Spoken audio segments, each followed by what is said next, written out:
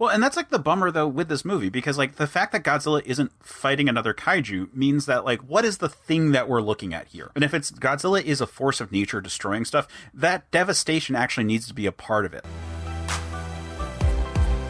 Welcome to Certain Point of View's Another Pass podcast.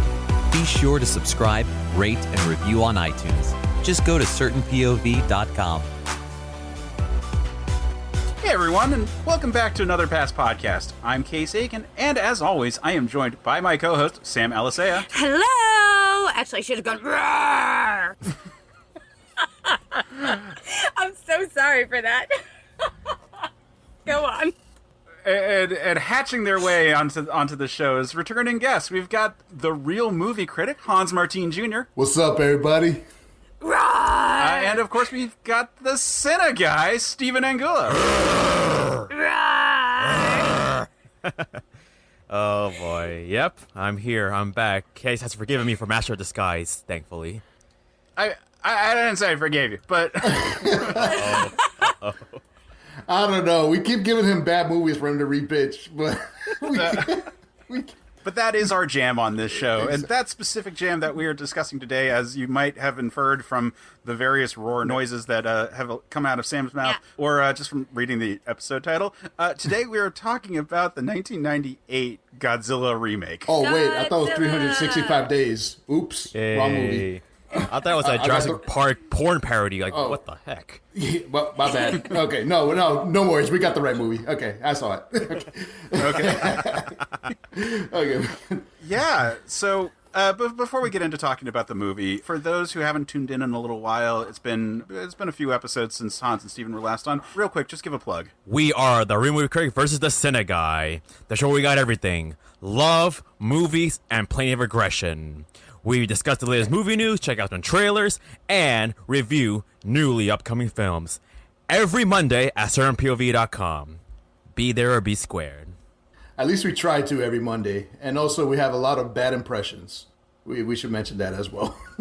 Yeah, I'm not going to do it. I'm a spare Case and Sam today. Well, you've already inflicted this movie, so, I mean, how much could you spare us? Oh, you never know. I mean, I could have been in this movie, you know. It's got everything I want. Cheesy effects and horrible stale humor. All right, listen, Pete Davidson, get out of here. All right. So speaking of bad impressions, let's talk about this bad impression of a Godzilla movie. So, Steven, I'm actually curious on your perspective. So I was middle school when this came out. This was like the summer before I started high school. Yeah, same here. So I remember the marketing campaign for this movie. I remember a lot of the material at the time. Steven, as the baby on this particular podcast, what were was this in your consciousness when you were young? Or was it just a thing that already happened by the time you were like culturally aware of like Godzilla movies? Well, when it first came out, I was only 1 year old, so no, not at all. It was like years after when I made was like 4 or 5. Because here's the thing, growing up, I was big on creature films. I love Jaws, Jurassic Park, and all that stuff. So Godzilla was like no different, pretty much. So yeah, it was just pretty much like fun creature sci-fi action that thrilled the little kid inside me. Sure. And like, there's some of that going on in this movie. Like the spin-off cartoon that they did from it is actually pretty good. Like. I was thinking about how there's like a weird secondary kind of format for Godzilla properties that is like the Godzilla cartoon, which is like humans have Godzilla on call to fight monsters. And that's just how they did it in the 60s. It's how they did it in the aughts. It's just like, yep, we're going to have like Godzilla's going to be like our Megazord that like comes to help us kind of thing. And it's a totally different genre than what this movie is trying to be, which is like a weird disaster horror movie. Yeah, I haven't seen that cartoon, so I can't really say. Me neither. Yeah. The only cartoon I remember is the Hanna-Barbera one. That's the only one. With Godzuki. With Godzuki! Yeah, exactly. Godzuki. So. Just why? My gosh. Hey, it's not a bad cartoon, all right? Watch yourself. Godzilla's a raging lizard monster. Why does he have a child who's like a Scooby-Doo and parody? I don't know. Once you ask this movie where it had plenty of childs, all right? Okay, I was going to say, this movie has so many Godzukis. That is true. So many. But the original producers and creators also said that for Godzilla, right, they felt that it was like, he was kind of like the god of chaos in Shintoism. So he's not good, he's not bad, he shouldn't be judged by morality. So it's okay for sometimes for him to save humans, and sometimes it's okay for him to destroy entire cities and rage, because he's not living up to our moralities. So, you know, it's fine. Hanna-Barbera can make a cartoon where he's super helpful. Exactly. Yeah. Fits in with the lore. Yeah, because why not?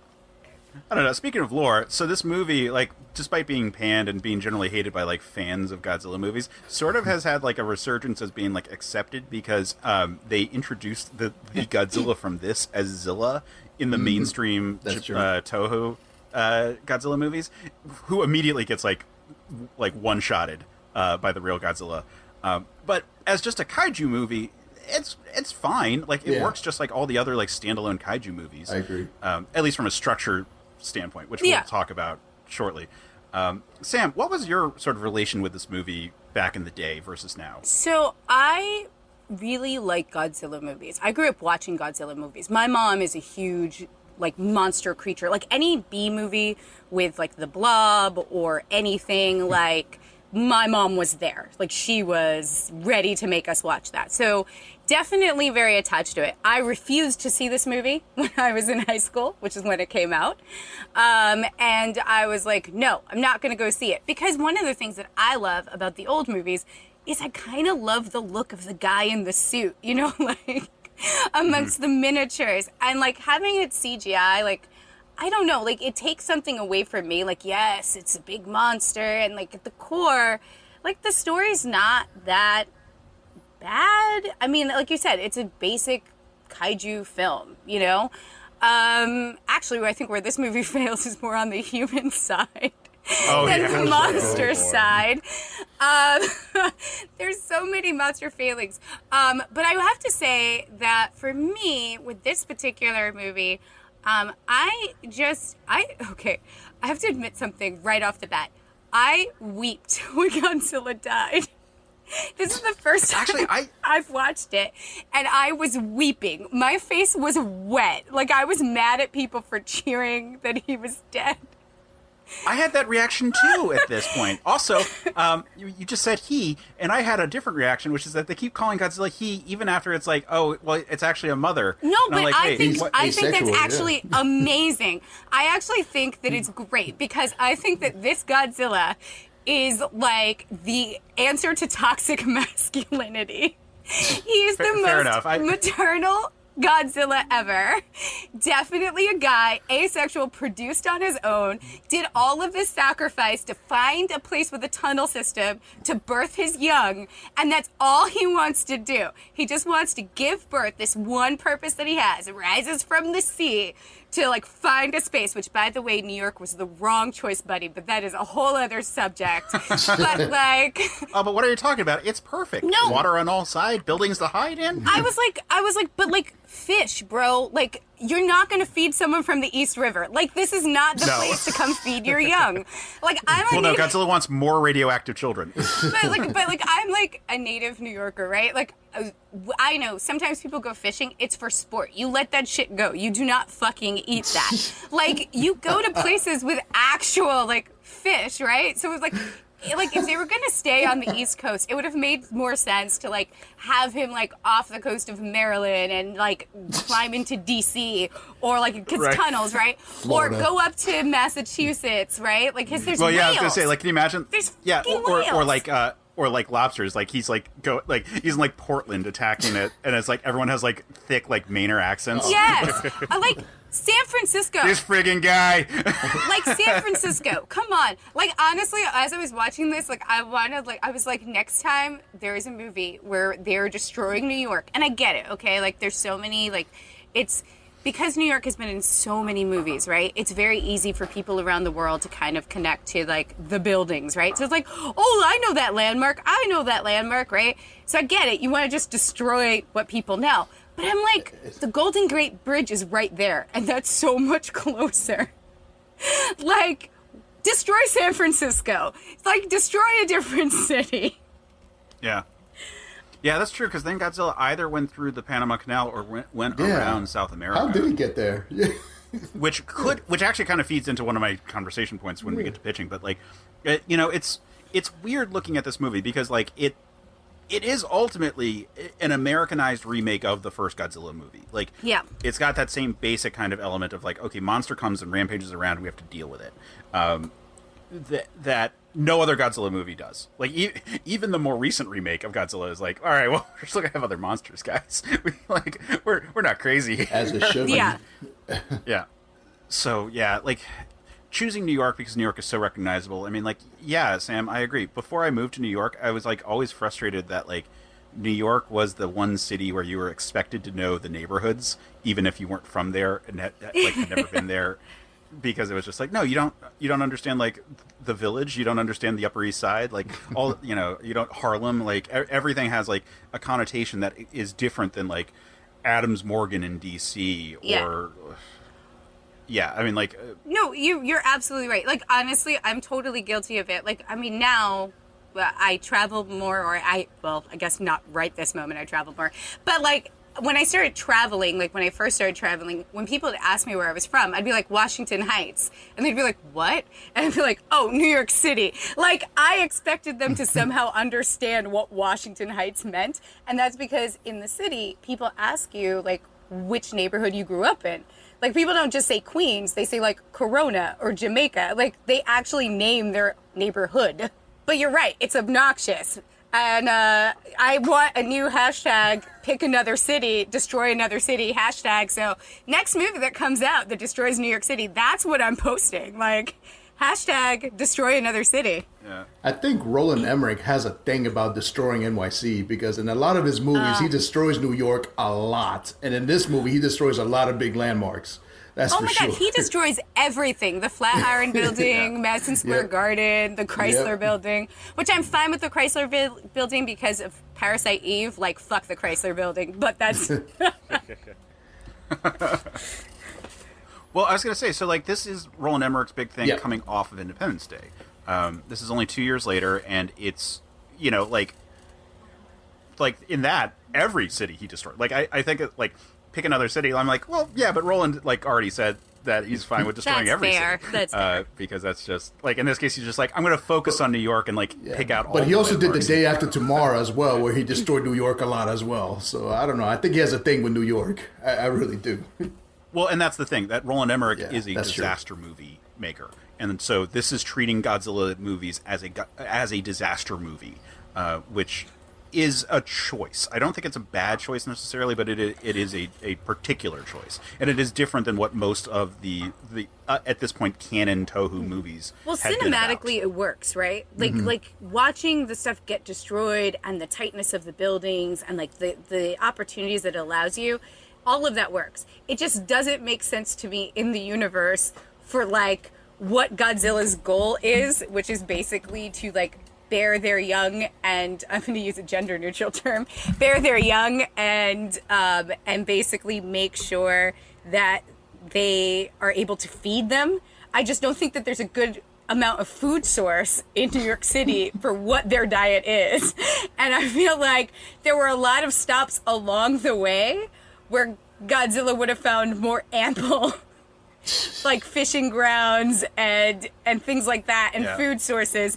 So I think like that just bothered me the whole time because someone was like, Manhattan, it's an island, it's perfect. I was like, Long Island would even be better. What are you talking about, bro?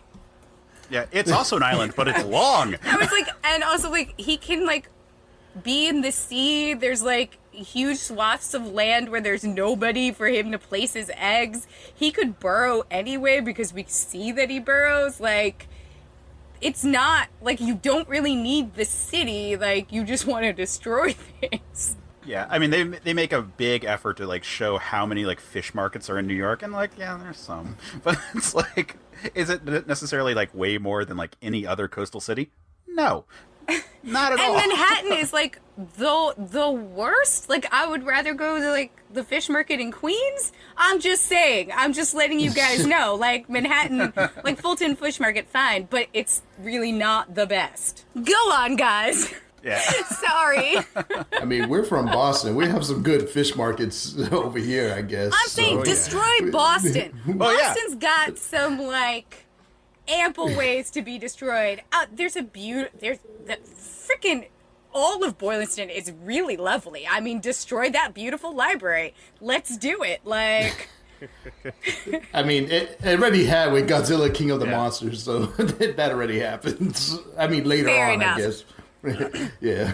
but it still makes more sense, you know? Yeah, and like any other city, but like Sam, you brought up earlier, like a West Coast city makes more sense by far, because if he's starting around like Japan or just in the Pacific in general, like why wouldn't he come there first? Like, can you imagine like those big sloping hills for like San Francisco, like having a shot where you see the crest of the hill and then Godzilla's head just starts to rise over it, Absolutely. and then like come, like, you know, you could do like one of the like the train cars, like kind of riding on it, and as you like kind of come to the crest, you all of a sudden see the whole of Godzilla. Like that would have been a great reveal shot. Amazing. But And honestly, like the same thing that happened with the Brooklyn Bridge, you can do with the Golden State Bridge. Like you can do that suspension wire scene, like, and it's honestly, it would have been great. It would have been fine. yeah, maybe more impactful, because like while the bridges are important to New York's identity, like the Golden Gate Bridge is like the thing Pretty much. for San Francisco. Yeah. Yeah, but I mean, I also kind of get the vibe that they wanted to do the most recognizable city. Like Roland Emmerich is not American, so from an outside perspective of looking at like what's the American equivalent to Tokyo? Like, Yeah. I get it. Like New York makes sense. Like that part is logical enough, and I know what they're trying to do with this movie. Generally, they're doing a disaster movie, but they are also aping Jurassic Park hardcore to make that to make that disaster movie, to make that Godzilla movie. Yeah. And like, I mean, Sam, you brought up the guy in the suit kind of look. Let's talk about the look of Godzilla, because that is a big sticking point for a lot of people. Mm-hmm. And I remember at the time, I dug the idea of making Godzilla look more like a dinosaur. Like I like dinosaurs. I'm not ashamed to admit that I like dinosaurs. Controversial stance. Yeah, I didn't have an issue with him looking like a dinosaur, but the problem was that lower jaw really just looked off for me. Yeah. Oh, they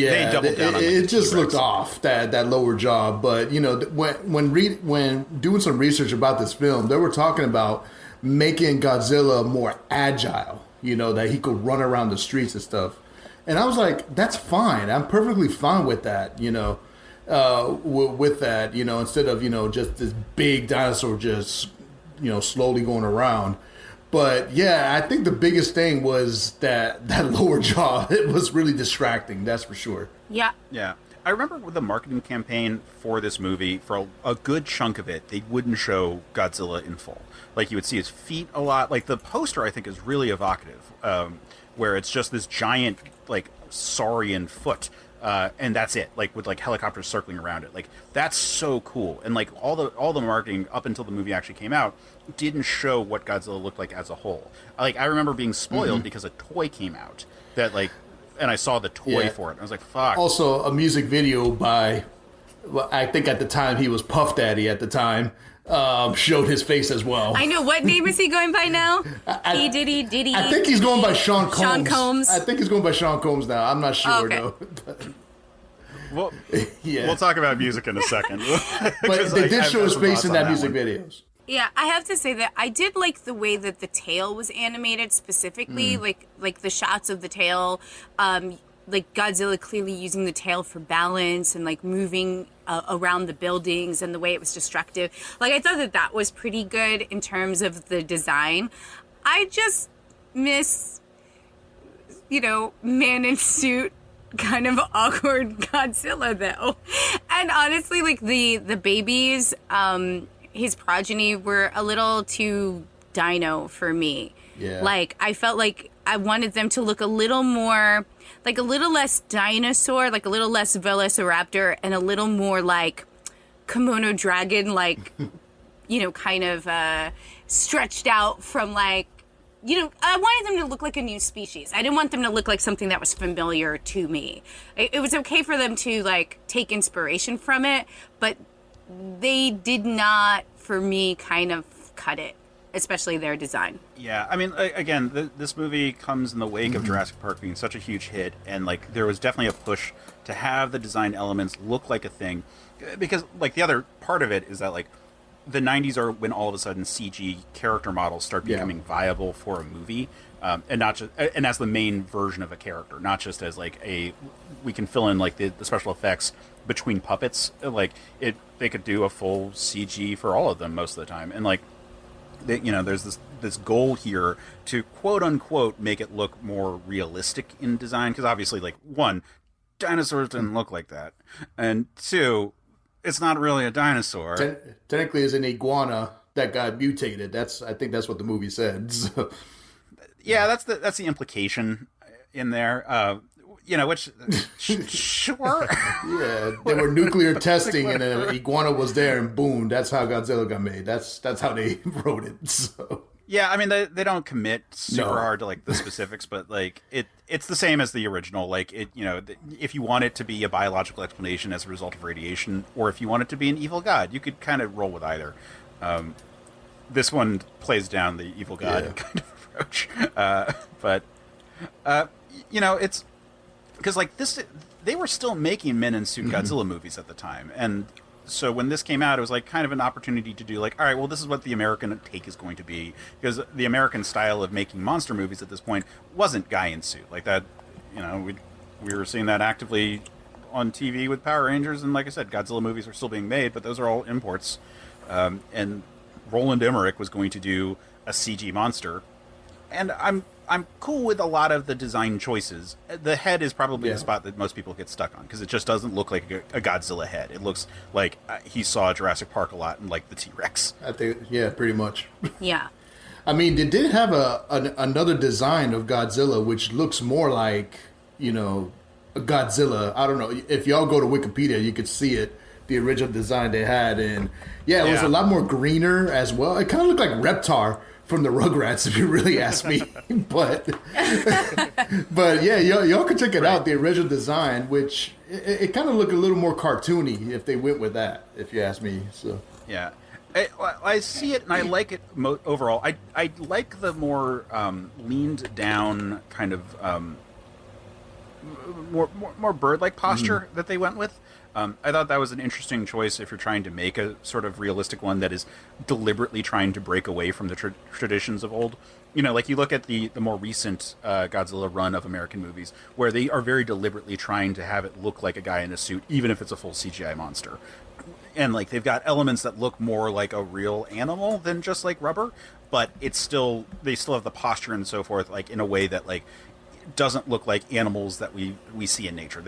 Because there aren't that many that like stand perfectly upright the way that humans do. I don't know. I think what's cool is that the marketing campaign did a really good job of doing a thing that the movie actually fails at, which is hiding the creature. That's very true. I remember one of the first trailers where it was like New Year's Eve in New York, where they did the ball drop, and then Godzilla, they just showed the backside of Godzilla and his tail, and his tail hits the ball, and the ball comes to where the humans are and destroys everybody. I remember that was one of the first teasers they had, and I thought it was awesome. I thought it was great. It's like, oh shoot, Godzilla's coming to New York, And then, they had other ones too, where Godzilla kind of like destroys the Museum of Natural History. And I remember the Taco Bell one, where back when Taco Bell had the Chihuahua, where the Chihuahua tried to trap the Godzilla with a little box, but realized he can't. Even Taco Bell had a thing. And they don't show the monster. And I think that's what made it great. Even the trailers, they don't quite show it either. And I think, you're right, Case. Yeah, they should have kept that in the movie until like the very end to really show it. I think, that's kind of part of my pitch, but they really should have kept that creepiness of not showing the monster, until the end. I think that would have made it better. Yeah, I mean, maybe not the very end. Like, I am going to draw a lot of comparisons in our discussion to Cloverfield, because there are a lot of Cloverfield similarities. I think storyline, like the actual plot of this, is almost identical to Cloverfield. There's an interesting part there because I don't like Cloverfield. Agree. Like, I know. I hate it. I like Cloverfield. I know. I liked it. Haven't seen it. I think it has a lot of J.J. J.J. Abrams problems with direction. There are strong points to it, but I felt like some of it's overdone, and there was a lot of just sort of like love about the shaky cam that made it difficult to watch comfortably. Well, yeah. It's not. Look, it it's not the disturbed point. it. Because like while I think it was fine, I don't think it was. I think it was overhyped, and then was ultimately just a fine kaiju movie. It also has, like I said, the exact same story structure. And this movie, I think, falters because it's not quite clear where it wants to be. Like, Emmerich, I think, typically plays best when he has a big ensemble. Mm-hmm. Like, I like Independence Day a lot. I think that large cast actually works really well in its favor because you can have some casualties in there, and it's not like you have stopped the story from happening. You can have lots of different perspectives on things, and it worked for that, especially because it was a global movie versus this, which is all like focused on one setting. But like, he's not very good at getting like deep into the characters, and that's sort of like one of the problems here because like, for all of its problems, like Cloverfield like feels like you're with these people on the street wandering around trying to like figure out what the hell's going on, like not getting like being people on the street not knowing what's up. Like, that's a cool take on it. This movie is like kind of halfway there, and then like sort of a more broad perspective where we actually kind of have a macro knowledge. And I kind of wish that like the movie, if it was going to play with Emmerich's strengths, had more people seeing from different vantage points, rather than the terrible dual arc that we have with Matthew Broderick's character, Nick, and what's her face, Audrey. Because it's the humans that make this a really bad movie. Like, there's some good scenes in this movie in general. The action was fine. And honestly, like, the bones of the film make sense. There are things that they definitely get right, even about the humans. One, and I don't want to jinx myself and my city, but New York always picks the worst mayor. We do. We just always find the most bumbling politician. And, like, I felt like the most authentic thing in this film was the guy who played the mayor. Made the most sense to me. I would say the military just like kind of being like, oh good, it's eating, shoot everything, and doing more damage than the actual monster to New York City. Yeah, checks out. Makes sense to me. Like, I was just like, yeah, that's a beat I totally get. Yeah. I think that, like, in general, I think that the French Secret Service, although I was like a very interesting choice, I liked them. Whatever, like, they were cool. They were like fine. They were like, you know, doing their job, being all altruistic and shit. I love the gum scene. I thought that was hilarious. It was like, we chew gum to look like Americans. I was like, what? It's just hilarious. There were a lot of really funny things, like with like coffee and hating everything. There were just like a lot of small. Really I loved the coffee bit. That was great. Yeah, all the coffee bits. He's like, this is French roast. He's like, look, and he still like holds up the can that says French roast, and he just looks at it with disgust. Yeah. But there's just nothing they can do because there's just nothing they can do because they're in America and it's just subpar. But like there were like really like good. There were some good human moments. Like, there were some good, like, jokes. There were some good bits here and there. But the main our leads kind of suck. Characters are like, kind of awful. They're kind of awful. Like, Nico's not bad. Like, Matthew Broderick's not a bad person. He's very in love with his work. He doesn't wear a hazmat suit in Chernobyl. That was interesting. What the fuck? He never wears any protective gear. They're going down into the tunnels later on to chase Godzilla to find the eggs. Everyone else is wearing army hats, like hard hats. He has his head completely exposed. And there's ceilings, like debris falling all over the place. I'm like, wow, you really know you're the main character and not gonna die, huh? Yeah. You know, one of my biggest gripes about this movie, too, and I think mainly with the characters, it's way too campy, you know, with their things. You know, I thought their jokes were, like, okay at best. Like, the one that really made me roll my eyes is when that army guy said, we're going to need a bigger gun. I was like, really now? Like, yeah, it was, yeah, and you know, that whole, you know, stereotypical things, like the journalist trying to get that big story, but her boss is a jerk, you know, that whole stereotype, cliche, whatever you want to call it. It's just the humans, they were not relatable. Maybe Matthew Broderick comes close, but he was just a little too goofy for my liking. You know, that was my issue with that. You know, my main issue with their entire relationship is that like he forgives her way too quickly. And that's very true. Yes, like way too quickly. Like I actually shouted out like I was Luke Skywalker, no, when they kissed. Like I was just like, what? Like I get it. Like okay, like you just dealt with like, you know, you almost died. I get it. But also like, no, like she totally fucked you over for ambition, and her excuse that her boss wouldn't let her like rise to the top, and she hasn't done what she wanted to do with her life, so she was so ashamed in front of you, and that's why she had to steal things from your office and like sell your information. No, that doesn't cut it, sweetheart. Like, no, I'm sorry. Like, you know, like it was just like the character was written way too forgiving of that. Like, I don't even know if I would have helped her up when she fell from that grate. I don't feel like I'm petty, but like, I mean, I wouldn't have let her die, but like, you know, I'm not going to help her up. That's all. Like Nick, I thought overall was fine, except the script is bad. Like his scenes are generally poorly written, but like Matthew Broderick, I thought was like fairly charming. Like when he first sees Audrey, like when she like catches him at the drugstore, and he's like very like flabbergasted that she's there, and he's like kind of like surprised and like excited, but like you like has the hurt, and then he like turns back to the cash register and like asks how much it is. Like I thought that like those are moments where I'm like, oh, I see Matthew Broderick as this like very charming actor that worked well enough for me. It's that she's not a good character and like doesn't have anything to like play off of. She doesn't feel very sympathetic.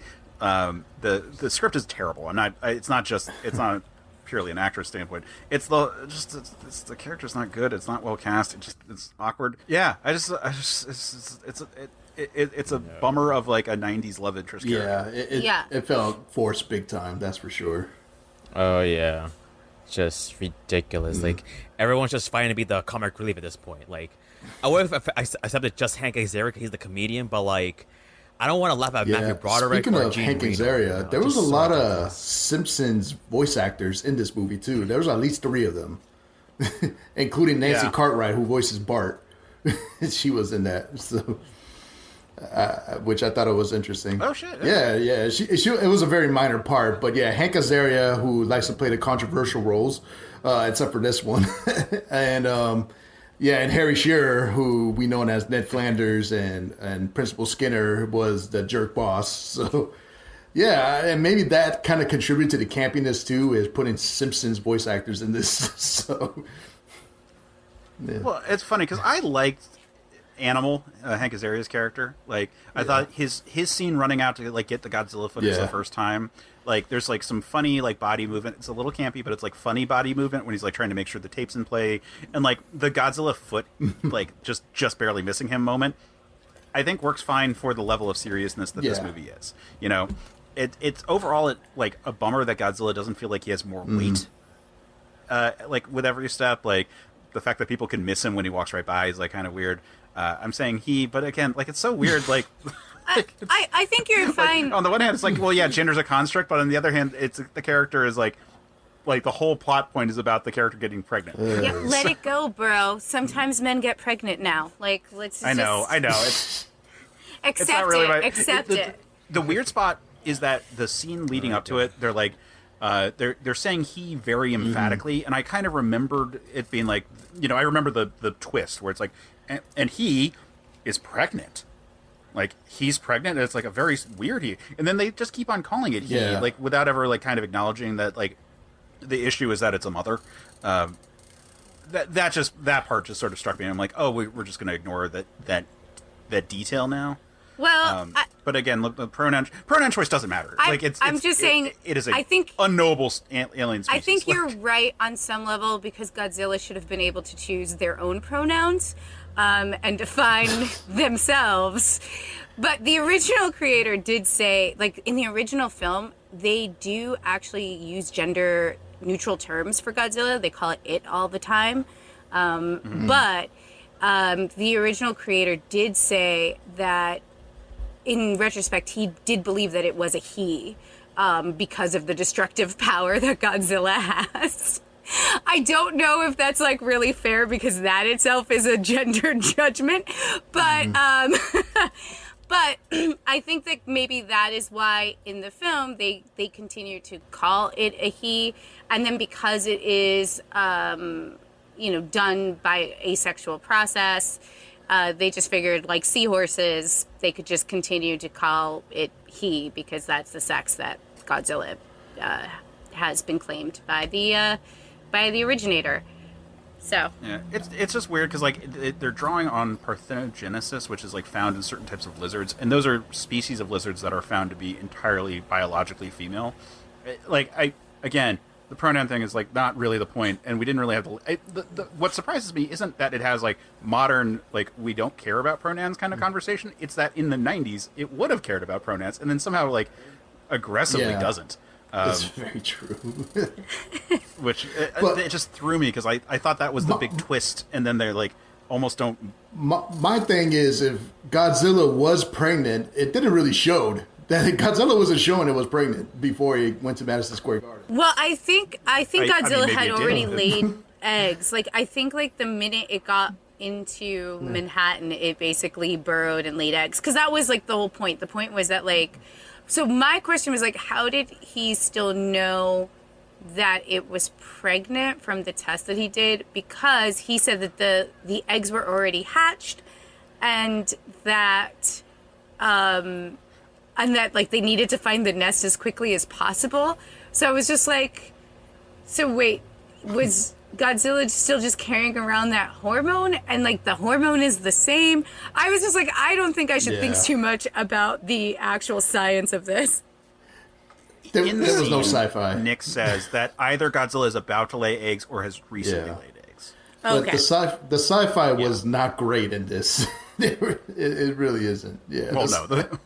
Look, the radiation of Chernobyl made our worms 15% bigger. Okay. But that's our explanation. And for Godzilla. Also, no one's wearing protective gear. It was bugging me. Like I didn't even know where they really were because I don't know if it said it like on the screen. I totally missed it. I guess I was looking down or something, and I was just like, "Oh, everyone's running past him speaking Russian," and I thought he was like weirded out because they were speaking in Russian, and then I found out later that he was in Chernobyl, and I was like, "Why was he just singing in the rain in like a vest then?" Well, it reminded me of Clockwork Orange for some odd reason too, because of the song. It just felt weird. Well, because of the song. It was just weird hearing that song for sure. Yeah, I mean, I'm sure part of it also is that Matthew Broderick is very well known for singing on Broadway and wanted to like sing a little bit in a part. Like really? Sure. Well, he's driving in the rain, so I think they could have picked a better song, but catalyst. There. Rain in Chernobyl, dudes. Rain in Chernobyl. Like that's even worse. Like. And then you got out of your car in just like normal clothing. What? Yeah, messing with worms. So I'm going to maintain my thesis that like if the movie had a broader cast rather than like trying to focus on like having main characters in the form of Nick and Audrey, that it would have been a stronger movie overall. Like if we spent more time, I guess not more time necessarily with the French guys, but like if it was like divided around different groups and they kind of came together more at the end, the way Independence Day did, it would have been better because most of these relationships are just really awkward when we try to like spend too much time with any of them. Like Audrey sucks because we spent too much time with her. Like her introductory scene probably wouldn't have bothered me so much if that was like kind of laid out all the bullet points and then we like checked in with her a few times, but we keep coming back to her so much that it's like, oh, so we were really heavy-handed off the bat for no reason. Yeah. And one of the things I wanted to talk about is like, have you noticed that every boss in this movie is a rapist? Seriously, I think that's very 90s. Like to have that. I want to say that I really appreciate that since Audrey was going to get sexually harassed, that Matthew Broderick sort of got sexually harassed. I did enjoy kind of that it was girl boss. I kind of appreciated it. Not that I approve of sexual harassment of anyone, but I was just like, wow, yeah, she just basically looked him up and down and was like, hey there, short stuff. You look smart. That was 90s, at its finest, which is, a time that happens a lot in movies and TV shows. So Yeah, it's very 90s when Harry Shearer's character is at one point on the phone. He's like, I don't care about a war in a country I can't even pronounce. I'm like, wow, 3 years later you will. Yeah. Yeah. Yeah, man. And I mean, there's other issues with this movie, like from a modern perspective, the CG doesn't hold up very well. It doesn't. But then again, in the 90s, you kind of have to forgive it, I mean, it wasn't Jurassic Park standards, but I think Jurassic Park used a little more puppeteering, I think, too, which made it work. Well, but this movie could have, too. They did have budget disputes as well, which I think contributed to that. So yeah, I think the bigger issue is that they introduced Godzilla in the daytime. Yeah, true. Very true. Yeah. And too early. Like, we see too much of Godzilla clearly too soon. And then even the night shots are very well lit. Yeah. But I like the modern American military versus Godzilla aspect. I think that's a good choice. I think that's sort of one of the questions every time you re-up your kaiju lore. You're like, all right, well, how far have we progressed? Going back even before our concept of kaiju movies with War of the Worlds. It's like, how well do we do against these giant walkers? And then King Kong, well, we've got biplanes. And by the time you get to the first Godzilla movie, it's like, all right, yeah, nukes exist. We're not going to nuke the city. So what else do we have? Can we fight a thing that big? And by this point, it's like, all right, cool. We've got really cool helicopters who can fly through a city, and fly between buildings and stuff. That's cool. I think those are all good ideas. Yeah. But I don't feel that we ever have a spot where it feels like it's smart enough how they ultimately deal with Godzilla. The end, it just kind of keeps happening. We take a break to deal with the babies, then we come back to another big Godzilla fight. And sure, we get the bridge scene, which is relatively clever. But it would have been nice to feel like America's really trying to pull out all the stops, or the world even better, have a united front of different foreign powers sending in their cool shit seriously, to deal with this giant monster. Seriously, that's another one of my gripes is just America trying to deal with it. You would think that they would have other countries other than the French secretly trying to destroy it too. There's a lot of things in this movie that doesn't make sense. When they were talking to that Japanese fisherman, who looked like we're saying Gojira, apparently that's been known before. So you would think that the country he's from, maybe they know something about it. They could contact them and maybe they could come in and help out, But no, I guess American pride wants to still destroy that, and things. America glories. It's America.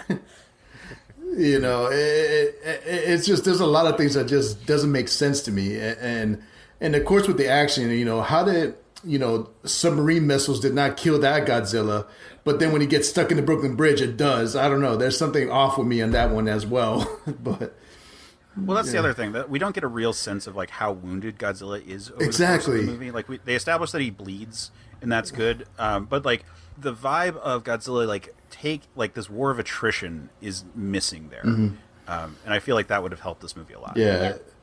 I think also they make a point at one point to say heat-seeking missiles are not something that can affect him. They can't get a lock on him. And then later on, he leads those the missiles back towards the submarine. And maybe it's because he's underwater, but again, there's nothing explained as to why his chemistry would be different underwater as it is on land. Exactly. And it's honestly, it's kind of one of those things where the script the universe changes the rules to kind of make it more convenient for the script. And that always annoys me. It always annoys me when, one rule applies for one half of the movie or, a couple of scenes, and then the rules change to make things convenient and to end them and make them, kind of come to an end. So I was just like, wait, but how is he leading the missiles back? Is his body temperature different in water? And I was... Well, I have some thoughts on that. So, oh, yeah. This is why I brought it up. I knew you would, Case. Yeah. Well, so the statement that they made was that he's not warmer than the buildings around him, which makes sense if it's New York, but like early in the process where like power hasn't been shut off for very long. Like most of those buildings would have retained quite a bit of heat, sort of, versus being in the water where there's nothing else around him. I think is the logic that they're using in this movie. I hate that he's not presented as being warm-blooded. Like, that I think is insane. Like, he is a giant radioactive monster. Regardless of if it's just that it's the radiation and so forth should have made him, like, stand out like a sore thumb, or the fact that dinosaurs are big, warm-blooded creatures because they're just fucking birds. Like, that all of that is, like, weirdest understanding of biology possible. Yeah. And that how they pre-celebrate thinking they killed him, you know, the whole army. It's instead of trying to find the body and make sure of it. Yeah. Oh, yeah. But that felt very American to me. Yeah, So I was true. fine with it. True. That's Yeah. very true. The mayor felt less annoying on this watch than it did on any previous watch of this movie because it felt very much like what we just dealt with, where it's just like, what do you mean we can't go back to work already? Like, the monster might be gone. It's like, yeah, but we have zero confirmation that it's, like, before they even think they killed it. Like, when they think, oh, we just haven't seen it, it's somewhere on the island, like, we haven't been able to lock visual target. And it's like, well, can't we all come back to New York? What are you talking about, man? Yeah, post-COVID, or let's be honest, just during COVID, a lot of things that we thought would never happen, clearly, yeah, we owe a lot of apologies to some script writers. There will definitely be people trying to shop during a zombie apocalypse. We know it now. Yeah. Yeah, with that. So let's talk for a moment about the fact that it's Mayor Ebert and his assistant is named Gene. No, they did that on purpose too. I know. Roland Emmerich did that on purpose. Yes. Yes, I know. I'm not commenting on like that's a weird oversight. I'm saying like no, that's so a not subtle dig right there. And then when Gene quits at the end, he's like, "You know what I think of you?" And he gives him a thumbs down and walks off. Yeah, that was funny. And you know, they asked Ebert about it. Ebert's like, "Yeah, whatever." Ebert didn't care. It was just some petty bullshit that I was like, "All right, that's not in any way subtle." But as we said, like in this era, where we have seen that actually is how they would operate, where it's like, oh, you evacuated Manhattan because there was a giant monster, and the monster is not in our line of sight currently. Back to work, everyone. Yeah, they were dealing with a mini Giuliani right there, so that's for sure. Everybody get back to That's work. true. It is the right era for that too. Yeah, I actually kind of like, because actually when they, okay, so clearly I'm Team Godzilla because I didn't feel like I necessarily was, but when the monster died, when Godzilla dies, or they believe that he dies, I was like sad, and I was like, aw, so soon? It's so early in the movie. I guess we're gonna go find the eggs, you know, but I was just like, aw. So I was actually really thrilled. Clearly. So thrilled when Godzilla pops up, like, after the bombing of Madison Square Garden to show, like, no, bitch, I'm really alive. And then I was so sad when it was just like, my babies, like, just like carcasses on the ground. Yeah. And then, of course, like, he chases, and, like, I've already admitted to this, but, like, I was really sad. I was really sad for Godzilla because, like, again, going from the whole, like, cannot be judged by morality. Like, this thing is not good, not bad. Like, it's just a creature. I felt really bad for it. Like, it was just, like, I just wanted to, like, have my babies and, like, put them in a place that was nice and safe for them to be raised. Put in Madison Square Garden where the Knicks play. Yeah, it's wise idea. Yeah, well, there was plenty of room there, you know. Yeah. There's clearly some nice facilities, you know, good large bathtubs. Well, and also all the tunnels lead in Yeah. there. Like that part actually makes sense if you look at the train and subway map for the city. Yeah, it's good access out and in. I mean, it was actually really, honestly, I'm going to give Godzilla props on that. That was very good house hunting. Yeah, I was going to say there's no fans there, but then I realized that was the 90s. The Knicks were good at that time. So.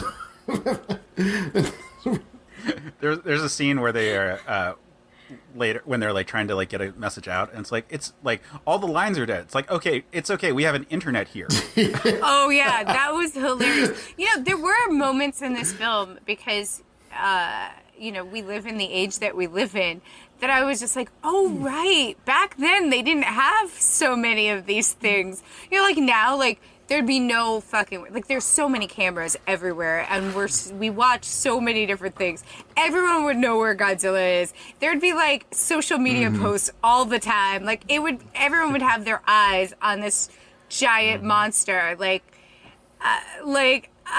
And the fact that he just had, like, a tape going into the camera. Like, everything's done digitally now. There were a lot of things like that where I was just like, oh, right, yeah. The 90s. Yeah, and then I actually have to say, so there's a few things they do in this movie that are new for a Godzilla property that I think are interesting choices and potentially, like, more menacing than they would be otherwise. So the two things I want to talk about, Godzilla's swimming. Mm-hmm. Prior to this point, Godzilla has always been established as a water creature, but because it's always been a guy in a suit, it's always been, like, standing upright, walking on the floor of the ocean. Probably some scenes where it's, like, a little bit of swimming, but never so, like, sleek and streamlined a swimming form. And that's actually fucking terrifying. Like, I feel like we're missing out on what could have been a really cool naval battle, beyond just, like, the limited interaction we get in this. Like, that could have been a good chunk of the movie instead. Like, maybe some sort of last stand of Godzilla being separated from its eggs on Manhattan, and, like, the fleets of, let's say, America, because there is an aspect of America's hubris being in play. Like, Independence Day had a whole big thing about how, like, America tries to take a stand against the aliens by using nuclear weapons and so forth, and, like, ultimately America by itself is not able to do it, and they have to unite with the rest of the world. Could have done, like, something like that. Like, our fleets aren't able to hold Godzilla back. Godzilla is too powerful a force of nature. It's bigger than one country. Could have been a cool kind of vibe. Especially if we actually get to see, like, the full array of our destructive firepower, which frankly is on our aircraft carriers, not, like, the helicopters that we're able to send into Manhattan. So, like, I thought that was, like, cool that we got to see it, and I wish we got more. And then the egg laying part is actually probably the scariest thing that any of these types of kaiju could do. Like, in a sense, while Zilla, the Toho version of this Godzilla character, got one-shotted by the real Godzilla, if they were constantly propagating, hundreds of these creatures, and, like, it took only a few years for them to get up to the size, eventually they would win. Because as a species, that's way more effective. Honestly, that's the only thing that made me stop crying, is the realization that, like, we couldn't cohabitate with the species. Like, I was really sad. I was really sad they killed Godzilla. And, but I was like, oh, we can't cohabitate. So, like, I guess, like, it was, like, really us or them. And I think, like, Matthew Broderick's character does give off a sense of feeling sympathy for the creature as it dies. Yeah, it does. Which I think, like, is what kind of resonates with us. So I actually think, like, despite the bad script, he did a pretty decent job at doing work in this film. But yeah, they multiply really quickly. And he did mention that even at birth, they already are technically pregnant. Like, they already are ready to create more of them. And that's terrifying, because it's just like that. I mean, that alone should have been knowledge that would have gotten the rest of the world involved. But then again, living in a post-COVID world, politics plays a part, doesn't it? In quick action. Yeah. And I was cool with moments where the mayor was, like, really preventing the army from functioning. I thought those were good commentaries on that kind of thing. 1,000%. Steven, you've been a bit quiet, actually. Are there things that stood out to you on this watching of the movie? Well, I'll admit this, though. True, I saw this film, like, as a kid. Like, of course I enjoyed it because I was a kid. But watching it now, you get to see, like, this is cheesy as hell. Like, my gosh. And not just that. The story makes sense. Okay. We got a kaiju monster, and he just laid eggs, so we gotta, face off all these different kinds of monsters. But, like, the execution was just done so poorly. Like, and don't get me started on the horrible editing. Like, the opening scene where, like, Godzilla attacks the little, like, submarine, like that ship thing. And then, like, we cut to Matthew Broderick singing in the rain. Like, no, I want to see maybe more destruction, but then it just, like, cuts immediately. It's like, oh, a second thought, we almost showed Godzilla. Let's go to an actual main character here. I agree with that. But you know what's the moment that I really think it jumped the shark, which is saying something for this film? is at the end when they were driving a taxi, which apparently the French guy knows New York very well. When Godzilla got the taxi cab in its mouth, and yet not only that, it didn't destroy the taxi cab. Nobody died. It didn't get crushed. Somehow they got out of its mouth and the car was still working. I never understood that part. Oh yeah, especially with that jaw. Well, yeah, exactly. They should have been dead. It's the They 90s. should have been dead. Caps were invisible back after then. that. well, that's actually a big issue with this movie, which is that there is a lack of collateral damage. New York seems very intact. Like, even if Godzilla did just leave after his first appearance, New York is not ready for people to come back in yet. I was there when like the hurricanes came through. What was it, 10 years ago? And like just the subways being out from water in the tunnels was like a huge, like, devastating issue to like the workflow of the city. Like, New York generally like requires a lot of infrastructure to stay functioning, and a giant kaiju would really mess that up. But also, like, no one fucking dies in this movie. I don't think there's a single actual fatality on screen. None of the big characters died, which is rare for a Roland Emmerich movie. Yeah, I will also say, going back to the structural infrastructure of the city, Godzilla is not just using already made tunnels. I mean, yes, there are already made tunnels, but Godzilla is basically like making their own tunnels. Like, they're going through this space and they are burrowing through tunnels. That structurally would create some major collapses in some of the parts of the city. The entire city would not be structurally sound for anyone to walk through. Like, sinkholes exist and they still exist in the city. They don't, like, we're very careful with our infrastructure and we do a lot of repairs in the city, but there are definitely times where we have to be careful. And it's one of the reasons why, and not to get too much into New York City politics, but there's been a Second Avenue line, subway line, that's been in construction for a very long time. And it's taken billions of dollars and many, many years in order to construct this new subway line, because there are already structures on top of it, and they have to be very careful on how they drill and where they drill and for how long they drill to make sure that those structures stay up and the tunnel, A, does not collapse, and B, that they do not ruin the buildings with the people living in them above that to collapse. If Godzilla was doing this, there would be a lot more structural damage than just what the army did. There would be sinkholes. There would be, like, buildings that would fall apart. Like, yeah. Like, honestly, like, on a whole scientific, like, factual, you know, this is definitely, we're suspending all sorts of, like, which is why it doesn't make sense to make Godzilla look more realistic, because there's nothing in this movie, except for the fact that the mayor is crappy, that is realistic. Well, and that's like the bummer though with this movie, because like the fact that Godzilla isn't fighting another kaiju means that, like, well, what is the thing that we're looking at here? And if it's Godzilla is a force of nature destroying stuff, that devastation actually needs to be a part of it. Like that's the thing I think where the Godzilla part of it, because again, the human stuff sucks, the script's terrible, but the Godzilla part of it is that we should be seeing destruction, we should be seeing devastation, we should, like, at the very least, having people's homes be destroyed would have been a big thing. Like, we see all those people displaced, like, kind of partying at Animal's house when we come back at that one spot. And sure, a lot of them are panicking and on phones and so forth. But, like the sense that everyone who's been evicted from Manhattan, that their lives as they knew it is over, is missing. Even if we're not getting into the death toll, which should be at least in the hundreds, if not the thousands.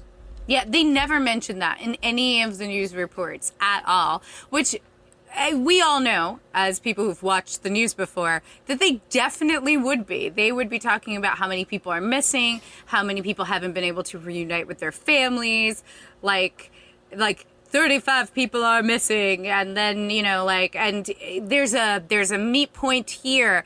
Also, like, technically, like, geographically, what happened to Brooklyn? Like, you can't get into New Jersey. Like, did they just all drive to Long Island? Are people just huddled, like, in the corners of, like, the space? And, like, are people panicking in Long Island? Because I would be. I'd be like, so are we just stuck on this island? Like, you can't get on a ferry because this thing can swim.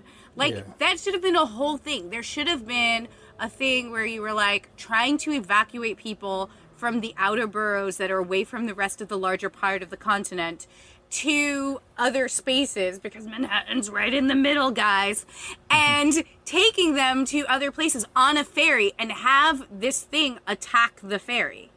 Yeah. Like, it's on its water. Like have people from Brooklyn unable to take the subway, unable to, like, they can't get to Jersey, right? So, like, put them on a boat, take them up. And then while they're doing that, Godzilla finds them. Godzilla destroys it. I don't know why, because it can. We'd have to find a motivation for that. But, I mean, that would have actually shown you a little bit of toll. Because, like, honestly, like, there's more to New York City than Manhattan. Yep, that's very true. Well, and also the fact that they made this Godzilla a pescatarian kind of also sort of defangs it. Like, well, like, maybe we actually don't even know what Godzilla actually eats, because it's apparently collecting all the fish. So, like, this Godzilla clearly, like, is fish, but, like, in the original series, like, Godzilla actually does not eat humans. That is something that is, like, a specific thing that is said about Godzilla. It is not really that interested in humans, and it's not interested in eating humans, but, like, generally, like, it eats plants.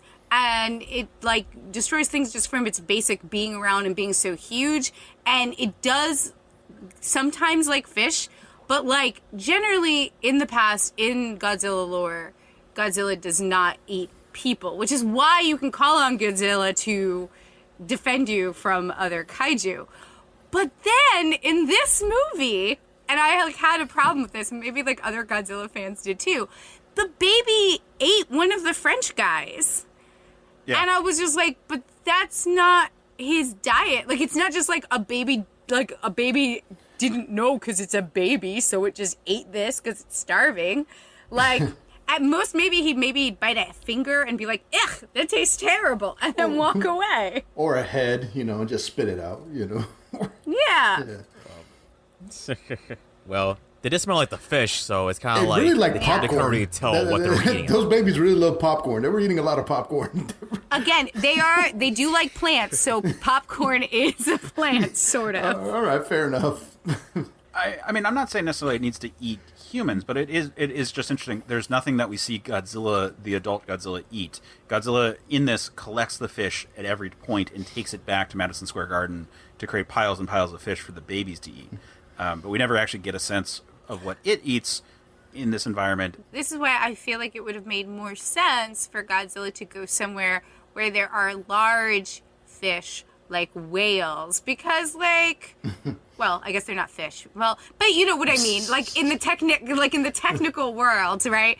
Sorry, mammals of the sea. But what I'm saying is, like, I would feel like he would have to eat large prey. Like, one of the things, or the theories of, like, oh boy, for the reasons why large mammals die off in the ocean, or have died off in the ocean, why they don't exist anymore, like the megalodon and things like that, is that, like, their actual prey died, right? Like, the larger fishes, the large fish and the large things that they could prey on and eat died. So, like, Godzilla's not just gonna eat some, like, tuna caught by some fishermen, like they had like cans of tuna out, like, on the beach, as if, like, that's why Godzilla attacked the boat, because it was, like, shipping tuna, which was like, guys, no, like, if he's a pescatarian, then he's gonna go after, like, fucking dolphins or something, like, something large, like a big person, or a big monster. I'm trying to use gentle, neutral terms for Godzilla. A good Godzilla, a big Godzilla needs a big meal.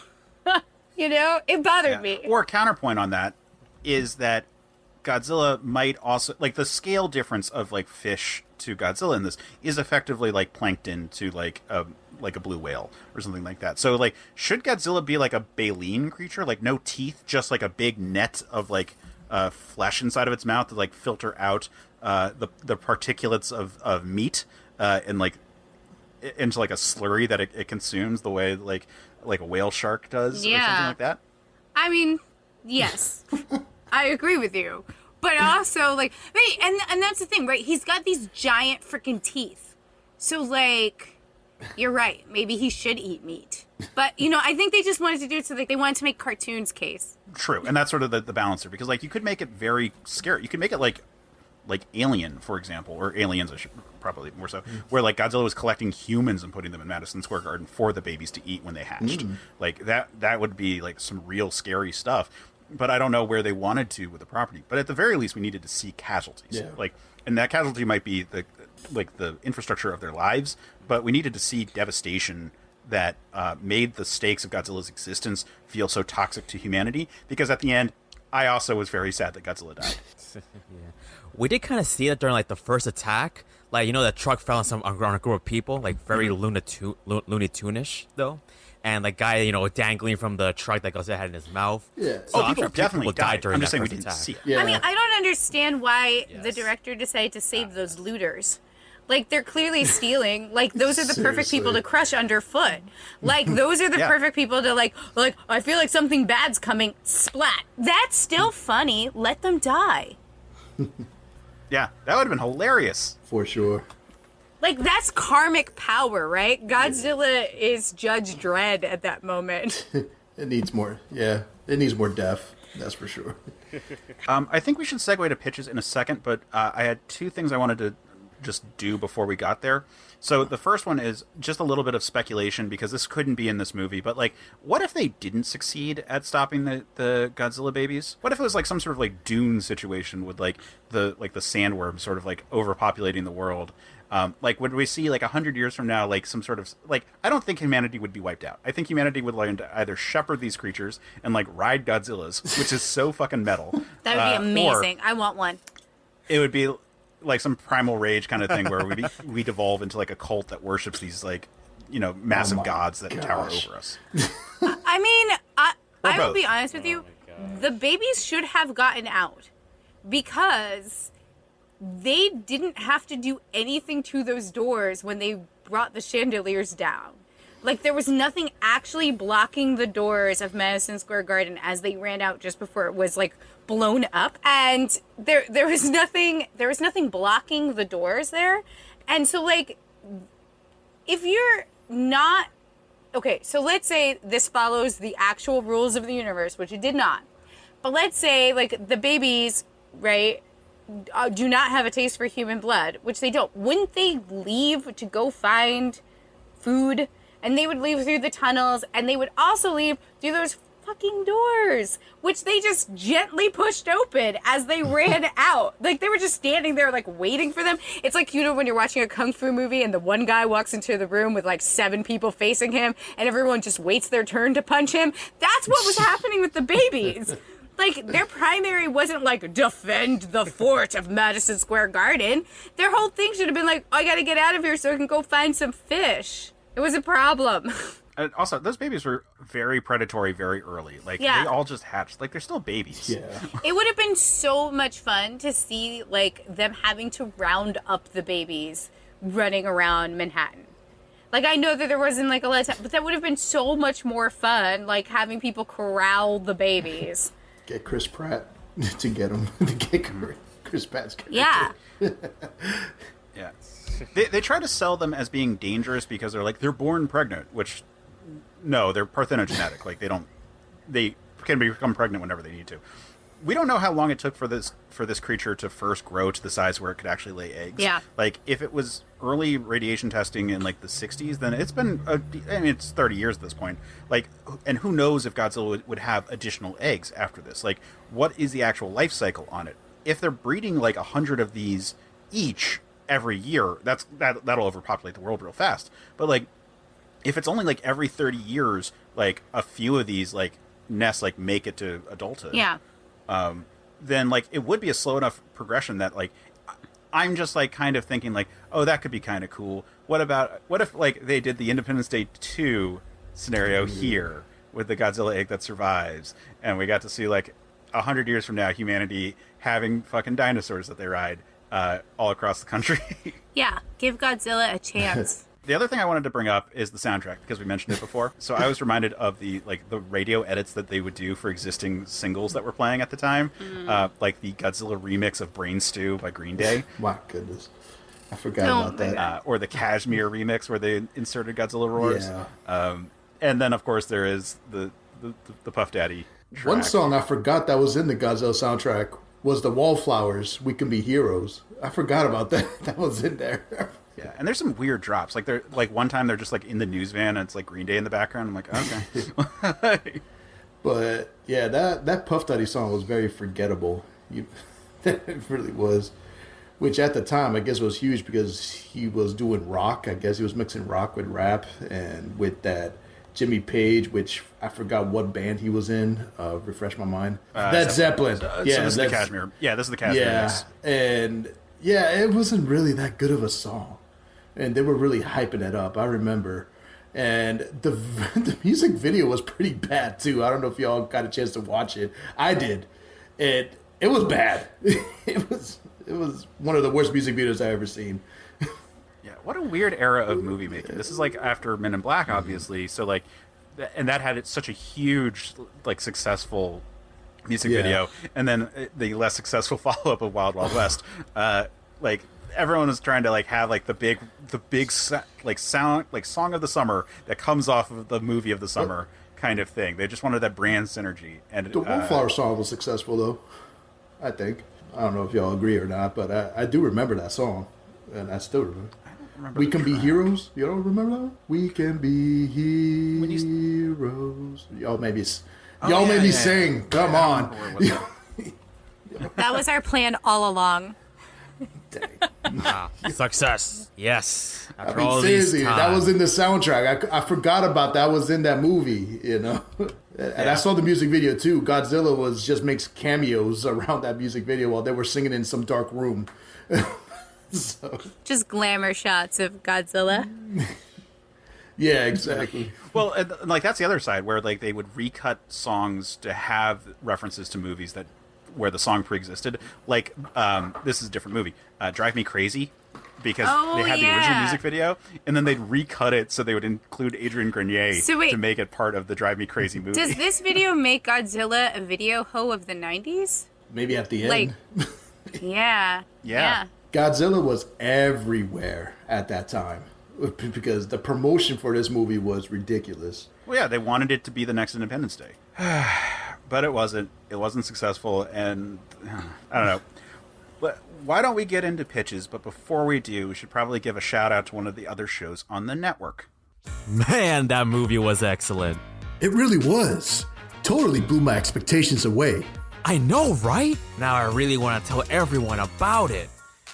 But I'm not sure how. Yeah. If only there was a podcast dedicated to reviewing films and discussing the latest news and trailers on upcoming films. That would be nice. Yes, for sure. And we can call it the CineGuy Show. What? No. It will be called Real Movie Critic Unleashed. No. How about CineGuy featuring Real Movie Critic? How about the Real Movie Critic and his sidekick, the CineGuy? CG and RMC. RMC and CG. The Real Movie Critic versus the CineGuy. Only at CertainPOV.com or wherever you get your podcasts. You're going down, critic. Bring it on, guy. And we're back. So, why don't we get into some pitches here? Because I've got some thoughts on this movie. I'm sure you all have some thoughts on this movie. And Hans and Steven, you're our guests. Do you either of you want to take the first swing? Steven, go ahead. I know you got some crazy ideas. Go ahead. Oh, do I? All right, so first things first. We don't need the campiness and the cheesiness. Like, come on. And, like, also, one thing's for sure, work on the editing. Like, if you want to build on suspense, don't immediately cut like to one of the main characters doing something stupid like, I don't know, singing in the rain or making tea, whatever. Because, like, if you want to, like, make, like, the next, like, sci-fi monster movie, embrace it, all right? Build up that suspense. Don't just show Godzilla immediately. Like, give it some time, and, like, I don't even have to see, like, the tail or even the claw. Just, like, destruction and, like, terror. People's face, like, you know, in, like, shock, pretty much. All right? Embrace that, like, you know, build a suspense, kind of like in Jaws. they don't show the shark immediately. They just like you can feel his presence though. Don't show Godzilla, just make me feel his presence. And not with the humor, all right? Because I had to check to make sure this script wasn't written by Joss Whedon. That's how bad the humor was. There goes Steven bashing there. Josh Whedon. Yeah, I went there, Hans. I will always bash Joss Whedon. There he goes. For as long as I live. But yeah, like, you know, make it suspenseful. If you want to, it could have been like a good like thriller or horror film. Like, we don't have to like, you know, laugh at the main characters, but make them like, you know, have like some need for suspense pretty much. Put them in like actual danger, not like, oh, something's happened, and then like let's crack a joke or two. So yeah, make it like the next Alien or Jaws movie. That would have been a good idea right there. Yeah, I think a comparison with Jaws is a really good one there. Like, Jaws was like a groundbreaking monster movie when it came out, and like it kind of stands on its own now because it was so good. But like when it was written, it was just like it was a pulpy, like a monsters attacking a town kind of book, and like the script wasn't that different. Like Spielberg's like directorial style is actually what elevated it to being something that's much more of a classic. And that's I think a good direction to go when you're trying to do something like this, where it's like a recontextualizing of what is inherently kind of a silly like piece from an older time of filmmaking. Like if you're trying to modernize and recontextualize Godzilla, like like something like a Jaws is a good tact to go on. Hans, do you want to take a swing? Yeah, I mean, yeah, there's a couple things that I want to do, but yeah, just to harp on what Steven says, yeah. You know, just build up the tension at the beginning. I think that's what they need to do. That the camp is what really ruined this movie. It was just way too campy. Instead, they should have gone with like the Jurassic Park approach. Just make it creepy. You know, just give some signs that, oh shoot, Godzilla's coming. Maybe not show Godzilla to maybe the middle of the movie or something like that. I think that's what will made it work. You know, maybe they're trying to get away from making too much like Jurassic Park, which that could have made sense. But man, they're not trying to get away from being too much like Jurassic Park in this movie. Yeah, I mean, but then again, they had this whole baby scene, which reminds me of the raptor scenes in the kitchen. But anyway, right? That's what I'm saying. They're definitely trying to do Jurassic Park in this movie. I mean, like seriously, but you know, make it more creepier, like tension, suspenseful. You know, a lot of the repitches they already kind of did with the remake of the Godzilla movie in 2014 with Gareth Edwards. I kind of like that. Give a purpose for Godzilla, like maybe for the humans to understand Godzilla more. Maybe there is another monster in the city that Godzilla's trying to fight. You know, that's my minor pitch to make this movie work. It probably would have worked out better, but I got a more crazier pitch with this. So yes, Godzilla shows up in New York.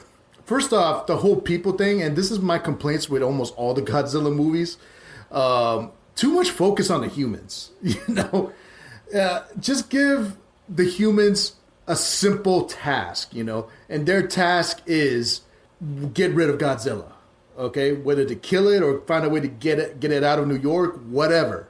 Okay, just give it a simple task. Yes, I'm fine with Matthew Broderick as a biologist being there. I'm fine with that. You know, there was a paleontologist in there, which she seems to be gone at the beginning. You know, keep her there. I think they do need some type of paleontologist in there to understand things, okay? You know, I guess my other thing is less camp, a little more sci-fi, but not too much sci-fi. Because sometimes too much sci-fi could get people confused when they're watching it. All right. You know, maybe if Godzilla was an asexual, maybe explain that a little more instead of making a sex joke in there, you know, or something like that.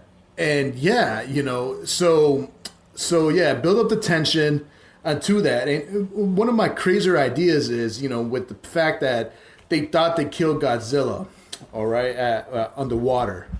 Here's my thing. Okay, what if they actually did kill that Godzilla? All right. He's dead. They found him. Everybody thinks it's okay. But of course, Matthew Broderick's like, no, we're not done yet. We have to deal with the eggs. So they go through all that, deal with the eggs and all that, you know, and once they do that, they think it's done too. But wait, the whole purpose of that Godzilla that they killed was the dad Godzilla. The mom Godzilla was in Madison Square Garden the whole time. And once it destroyed the eggs, she comes out, and and she's like the bigger version too, like the bigger, badder version. She is pissed because her babies are destroyed. And that's who they need to defeat at the final the final battle, and it was like a big battle too. And they could still continue with her being stuck in the Brooklyn Bridge or whatever, but make this battle like really intense, more destructive. A big catastrophe. Killing people, killing soldiers left and right. This is not easy. All right. Make that into a bigger battle until they finally they killed her off in the end. I think that's a better way to maybe make it more interesting, the movie. I don't know. That's just my personal opinion. To make things a little more sense, I guess, in a way. And yeah, that's pretty much what I think that could make things work. Other than that, then you could just watch the remake to Godzilla in 2014. That's a way better Godzilla movie in the end. But those are a couple ideas I kind of thrown out there with that. Yeah, I kind of like the idea of like a mama Godzilla and a dad. Like the asexual component is like part of the threat of the creature, but like from what we understand with dinosaurs, the mothers were typically the larger one when it came to sexually dimorphic, particularly with like the predators. So it would be really interesting to be like, oh yeah, no, the one that was like collecting all the food, that's not the one. That's the scary one. The scary one actually had like built up a nest, and no one had really bothered her because she's like humans wandering around Madison Square Garden would be like beneath her notice. And then like that where you could get like a real like it's almost like a smog in like the Hobbit kind of like emerging kind of thing as your like final act right there, which could be cool. It does from the standpoint of like a marketing perspective make Godzilla not a singular entity that they would have to contend with, but I do think that it provides the scenario of having a third act like power upgrade for what the monster you're fighting is, which is that turns out it's not the big one. The big one's this one, and it allows you to actually properly kill Godzilla earlier and then have it reemerge. It just makes things more sense. Yeah. Well, yeah, and also like the first Godzilla movie, that one dies, and the second Godzilla movie, it's a child of the first Godzilla. So like having it always be the same Godzilla is not actually part of any particular lore for Godzilla. Like it is more of a thing that keeps on continuing regardless of if you can destroy the body. Exactly. And I think bottom line is this Godzilla is just trying to lay its eggs, and I think that's a natural thing for animals to do and be protective of it. And that's what the dad's trying to do, is being protective of it too, from the outside while the mother's protecting the young in the inside. I think it biologically that kind of makes sense, with that. If you make it a little more sci-fi and explain a couple of things, I think that will make more sense. And just build that creepiness up, build that tension. I think that's the biggest thing, is build that tension up. I think so. But, Roland Emmerich has to Roland Emmerich. So, and that's the thing. And maybe a better director would have been better for that. So, yeah, it's funny. When I was watching it, I kept on thinking, like, there are shots that are, like, very beautiful. Like, Roland Emmerich is not a bad director. They're not necessarily very complicated shots, but, like, there were some, like, very attractive-looking spots. I mean, the easiest one, just from, like, this is a cool, like, setup, was, like, the you're standing in it bit, where it's, like, it pans up to reveal that they're standing inside a giant footprint. Like, that's a really cool shot right there. When we introduced Jean Reno's character, like, walking through, like, the hospital right there, like, it's an attractive shot, but, like, the way Emmerich has always, like, framed stories and framed characters, it's always from a distance, and like this movie has like not enough characters, so I don't know, it's just not, it's the movie they made is not a movie that plays to Roland Emmerich's strengths. So I think you're right, like it maybe like make it either a different movie or a different director. Exactly. Yeah. And they had a different director at the beginning too. I forgot his name, who it was. But yeah, they had like budget issues as well from the beginning. That's why the original director left and brought in Roland Emmerich. And of course, the other thing I forgot I was going to mention too is that if they're going to have budget concerns, maybe not rely too much on the CGI and make it more practical effects too. I think that could have worked as well. Yeah, or at least hide the character more, like have buildings in the way more. Exactly. I think that could have worked, and that brings up the creepiness as well and the suspense. Sam, do you have any thoughts? Yeah. Do you want to take your swing? Sure. I'm not totally going to let go of the camp. I think like Godzilla has always had a slight camp to it, although I don't know if the tone of this movie always fits that. I think that they just should minimize it. And yes, I do agree with hiding the monster more, finding a good point in the middle somewhere for a reveal, a very cool reveal in the dark with like possibly lightning in the background. So you get like partial lighting on it, kind of like, I mean, I know that's very classic and it's very tropey, but it does work. And I think that that would have been like really cool. Like, so like when your first moment, like seeing it would be like, oh shit. 'Cause I think you see it too soon. I also think that like Nico's character, I mean, yes, his part needs to be polished in terms of the script altogether, but I think you have to respect him more as a scientist and have him follow rules that scientists. I know I keep saying this and harping on it, but he should be in a hazmat suit when he's in Chernobyl. He should be doing the right things in Chernobyl because you don't need him to be revealed right away. It's fine if, in fact, you don't see right away that it's Matthew Broderick. In fact, having a guy singing in the rain in a hazmat suit while loading worms into a jar is possibly one of the weirdest, coolest things you're gonna see. Like, you know, like just this like weird guy, like just like singing in the rain, just like loading, and you're like, what the fuck? Where am I? Why am I here? Why is this guy just collecting earth samples and worms and things like that? And I think that would be like more interesting because then you get a better sense of like this hermit who's willing to put themselves in a seriously dangerous area for science, because that's the character that Nico is, and that first scene doesn't actually really tell you that, right? You get that he's like positive, you get that he's a little eccentric, but you don't understand that this is a guy who's willing to put himself in imminent danger, because literally standing in Chernobyl even today is imminent danger, and he's willing to do that for science because he has this passion for how radiation may affect all species on this earth, which already sets him up to actually be the right scientist to be involved with this case, right? Like, so that thought is actually like a really good thought.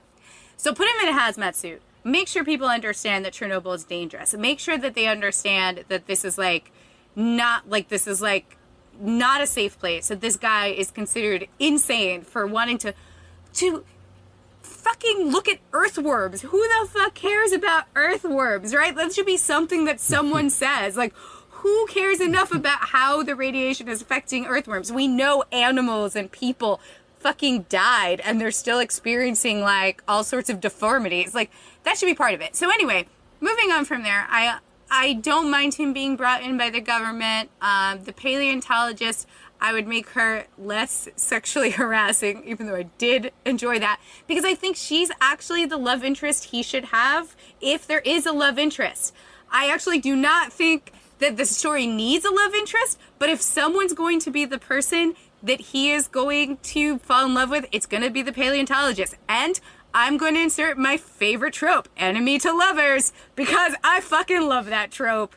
And they would be on the separate side of it, because for him, it is an animal that is mutated, a new gene, and she's saying, no, it's something prehistoric that has woken up, right? And so they're like two sides of this like same coin of science, but they get really excited when they discover new things. They should be like partners. Well, partners that slightly hate each other, partners that are slightly competitive with each other to find the information about Godzilla. But like, this is the person that if you have to have a romantic relationship with, which I don't necessarily think you need to, this is who they should be. His ex-girlfriend can still be in it, but she's gonna die. She's gonna die in Madison Square Garden, okay? Yes. And this is what redeems her, because she's still gonna screw him over. I'm gonna let all of the stupidness fly. I'm gonna shorten her scene with her boss. I'm still gonna make him a dickhead, that's fine. But I'm gonna shorten that. I'm gonna make it more succinct. I'm going to make her very frustrated. I'm going to make her very like ambitious and tired. And I'm going to have her still screw over this nice scientist guy. And he's going to be hurt. And he's going to try to save her. They're going to go into that booth. They're going to do the news. She's going to vindicate him and the eggs. She's going to let the world know that it is happening, that the mayor is crazy, that the army is wrong, that he was right. and the paleontologist will have stayed on kind of arguing with, of course, the team and keeping in contact with him. I think that's the only other thing that I would change, is that somehow they would manage to get messages to each other and exchange information. So anyway, I don't know how that's going to work, guys, because this is 2019. But if we're making it over again, 2020, I can have that done with text messages. Anyhow, so so now, she gets it out to the world. When they go to escape, she doesn't make it out. She's a casualty. She is fully redeemed because she has basically given her life for the truth. One of the things about her speech in Madison Square Garden is that she's like, no matter what happens to us, you have to bomb this place. And they're like, okay, well, let's try to go. It probably would have been better for them all to accept their fate and somehow one of them survives or whatever, or just they all fucking die, which would have worked if you follow Case's theory of having more than one point of view character.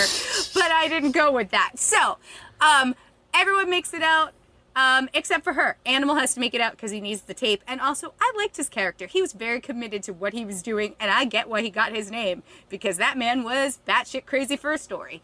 So, the whole car scene, I wouldn't do that. I would definitely have I would definitely have Godzilla be mad at them for killing the babies, because that definitely rang true emotional for me.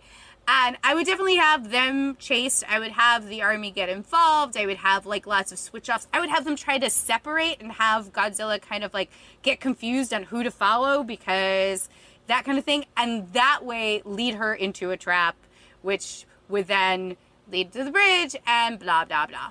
So I don't mind the death scene. I don't mind that kind of thing. But I think in general, because the stakes weren't high enough for a lot of the film, I would definitely kill the ex-girlfriend. I would definitely have the paleontologist maybe not even kiss him, maybe just ask him if he wants to go for coffee after it's all said and done, because he's going to need some emotional support and kind of give you a hint that maybe there's going to be something there. Because this doesn't need the hero gets a kiss moment. It doesn't need to happen at all. It just needs to be a survival film. And that's what I would do in general, even though I feel like there's a lot of good to this movie and a lot that could be changed to make it better. But if I'm just going on surface changes, that's how I would change it. Kill the girlfriend, make sure he's a good scientist, and everything else can kind of stay as long as the monster is saved a little bit towards the middle. Huge reveal then. Can die. Babies not eating people, but maybe taking a bite off of that guy's head and spitting it out and kind of looking grossed out, because that would have been really funny. Also, the burglars, the looters getting stepped on. And, just a little more death is what I needed. And no New Yorkers arguing about directions. That has been done to death. It is not funny. I would like everyone in the movie industry to know it's not funny, all right? It's not funny. New Yorkers don't think it's funny. Yes, do we argue about directions? Yes, because some of us are right and some of us are wrong, but it's not comedy, all right? It's not comedy. Cut it out. Cut it out, Hollywood. All right, I'm done. Oh, man, that is so close to mine. I don't, There you go. So, yeah, exact same, hard same. Dr. Elise Chapman should be the love interest, not Audrey, and tone down the sexual harassing girl boss part. I completely agree with you on that one. That's exactly what I was thinking this whole time. Maybe this wow, is a redheaded erasure. One's a redhead and one's a blonde. He has to go with the blonde. Yeah, man. Yeah, so mine is very similar. And what the thing I would say is like I was saying, have more people. So if Act 1 is us sort of figuring out the stakes and Act 2 is Godzilla stepping into Manhattan, then I think that Act 1 should be a little bit longer and us spending time trying to figure out what's going on, and there should be a lot of shit happening around the world as this creature travels. I mean, I think they actually say, I think with the footprint is when it crosses through Central America, which, how does it know what the shortest point to go across? Have it swim down and around South America. I think that's actually kind of interesting. You could have a lot of devastation. You could have whales dead in its wake. You could do lots of stuff like that. But start setting up lots of people in New York, because I think when Godzilla arrives, not everyone can get out. And I think that's one thing that we're missing, which is that we're missing people being trapped in the city trying to survive, and that's how you get your ensemble cast. The news crew should be trapped in the city. Not they didn't get over and then they stole the pass to get back in. Like, keep it that way. If you want to have Audrey be like connected to Nick, fine. I agree with you, Sam. Like that part's fine. I think there's a part of me that wants to structure this a little bit more like Independence Day, because that I know is an effective movie that Emmerich directed. It's not a perfect movie, but it is a perfectly good blockbuster. And if you like, I want to play to the strengths of Roland Emmerich. And I think having maybe we end up in a scenario where we think that Audrey and Nick are going to be left behind to like get the footage going, and maybe Animal pulls them out. Something, I don't know. So some scenario where it's kind of like where they come together at the end and still have like little bits of parties, like the Will Smith Jeff Goldblum group versus like the Bill Pullman group kind of thing. But like I said, I think we emphasize the destruction, like really cement that in there. I love the idea of them getting coffee at the end, because then that ties into Jean Reno's like whole coffee bit, because it could be like he could complain about the coffee, and this could be the first time that she hears it, and she's like, "Oh, I know a good place," and then she goes, like, turns to Nick, like, "Would you like to join us?"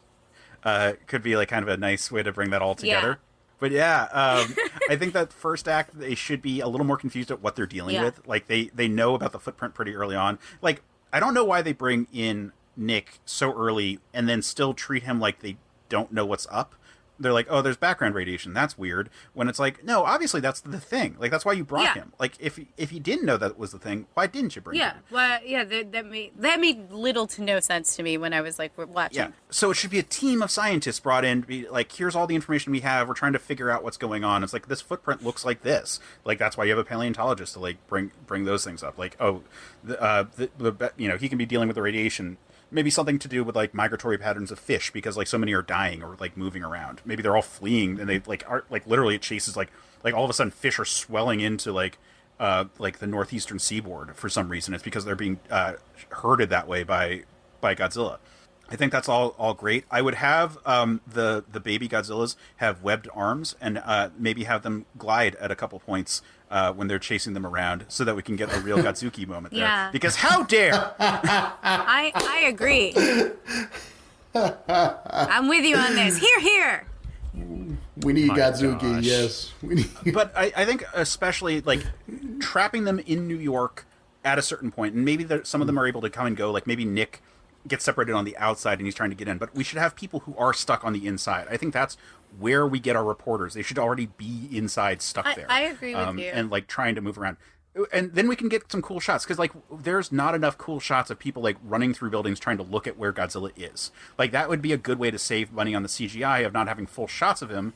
But like the shot where Harry Shearer is like on his phone and doesn't see Godzilla walk by is played for laughs. We should have shots like that which are played for drama, where people are trying to get a fix on what's going on and they're running to windows and Godzilla's moving too fast. Like lots of those kind of things. Like lots of the classic King Kong looks in the window kind of shots. Because like why the fuck not? Like it's a cheap way to do a cool effect. Absolutely. I think also like just to speak to like in support of your "they should be trapped." I've lived in New York all my life, and I've lived on the island of Manhattan all my life. And I will tell you that getting off the island during a disaster of any kind, whether it be 9/11, which I lived through, whether it be the huge blackout that took out the whole northeastern seaboard, is practically impossible. I remember, especially during the blackout, everyone was trying to drive through onto the George Washington Bridge, and it took people 6 hours to get back into New Jersey from Manhattan, because all the traffic lights were down, and so people had to kind of like everyone was inching forward, and like some people abandoned their cars, like just double parked them and then just started walking. Like honestly, like what New York City, like what Manhattan would look like if people were leaving Manhattan would be a bunch of people walking, because it would be a parking lot. It wouldn't make sense. There's no way you could get out and get back in that easily to the island of Manhattan. And I do think that people would be taking, I mean, now, back then they didn't have it, but now we have ferries into Brooklyn. I think people would probably be chancing that. They'd probably get attacked. I think that's something that you're like missing from here. They're trying to set up some ferries from New York to New Jersey too.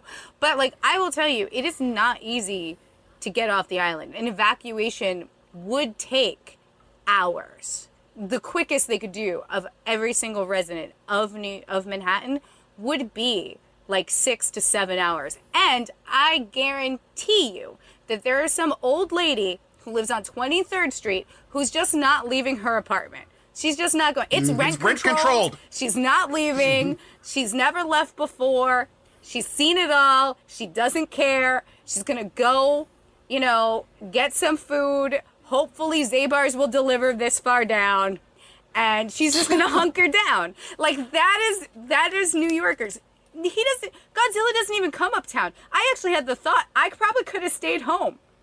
Like, I probably don't have to leave. Like, I could probably sit up here in the Heights and be fine. He only destroyed downtown. I'm good. Good thing it didn't find Yankee Stadium to lay his eggs on. Yeah, that would be really bad for me because that's really like 15 miles for me. And the last thing I would like to do is like emphasize some kind of technological approach to Godzilla that as our countermeasure. I feel like we should make it more aggressive and worse by virtue of us trying to just fight Godzilla with things. Like, at a certain point, once the helicopters stop being very effective, I'm like, why aren't you doing, like, longer range bombing? Like, why aren't you doing more? And, like, maybe something that they, like, eventually steer Godzilla out, and they, like, maybe barricade Godzilla out of the city while they try to repair.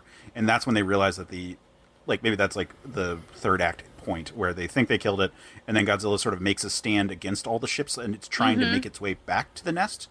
So, like, maybe the third act tension isn't Godzilla just shows up at the very end after all the babies are dead, but maybe Godzilla, like, they think they killed it at the end of Act 2.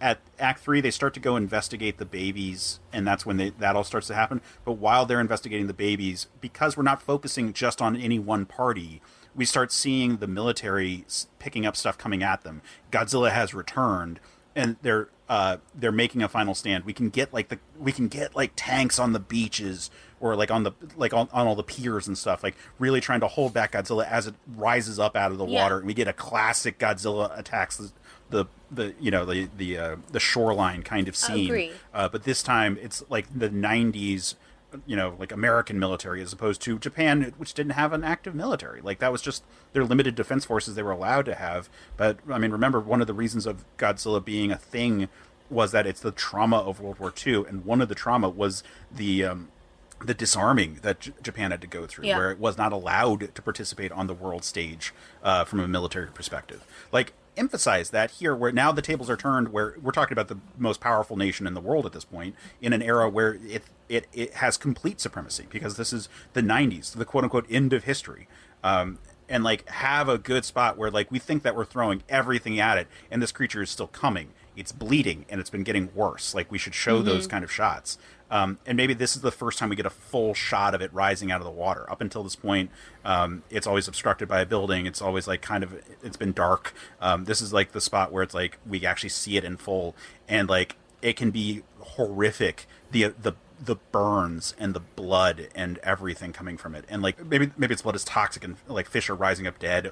Like everything that Godzilla is near is terrible. Like, it's radioactive. Yeah. Like, everything should be dying. There's not nearly enough tanks or ships in this movie.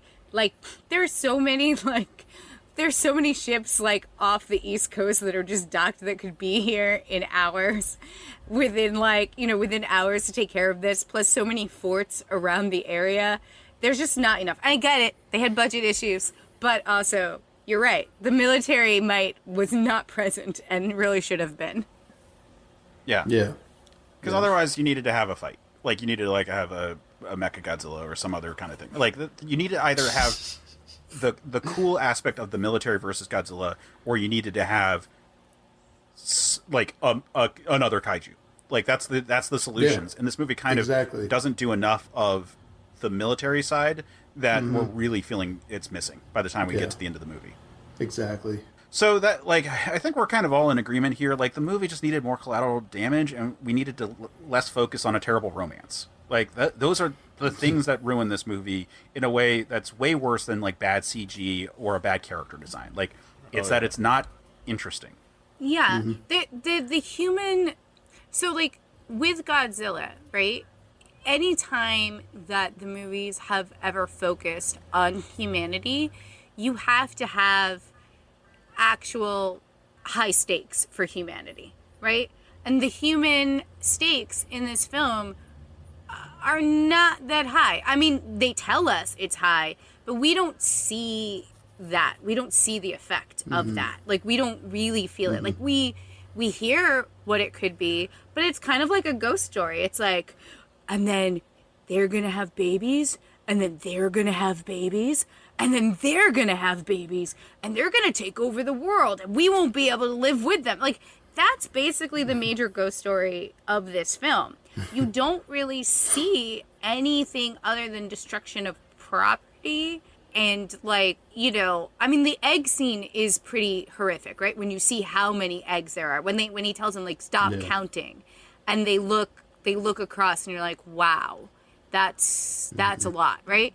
That's one of the scenes that works in this film. But, like, overall, like, because there's always near misses. Oh, also, and I know that we're at the end, but I just want to say the amount of times that they had someone stop in fear and just stare and then not run, like, just pissed me off. Like, the first scene with poor Joe on the dock, I get it.